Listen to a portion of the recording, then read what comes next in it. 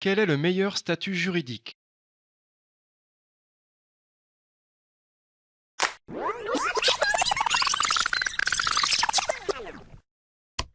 Il existe en France deux grandes familles de structures juridiques. La première est celle des entreprises individuelles. Le statut de l'entreprise individuelle existe de longue date et plus récemment, il a donné naissance à deux variantes, le micro-entrepreneur et l'entreprise individuelle à responsabilité limitée. L'autre famille sont les statuts de société qui regroupent l'EURL ou la SARLU, la SARL, la SASU, la SAS, etc.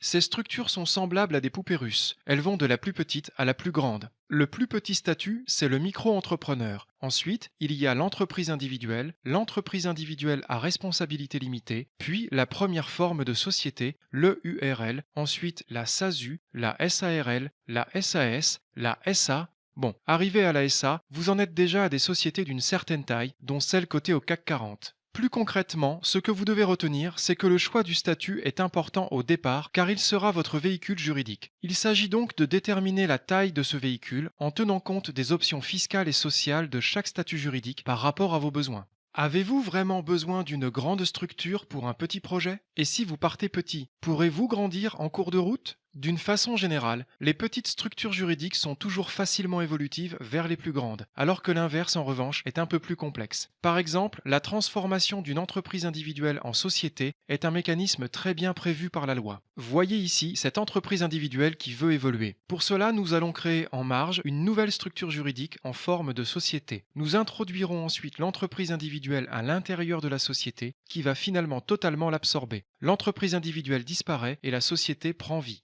C'est une opération assez fluide que l'on peut faire à tout moment. A l'inverse, si l'on est en société et qu'on s'aperçoit que le statut est disproportionné ou un peu trop compliqué, il faudra dissoudre puis liquider la société à l'amiable et recréer une entreprise individuelle. C'est moins fluide et surtout bien plus long parce que le formalisme d'une telle procédure peut durer entre 3 et 6 mois.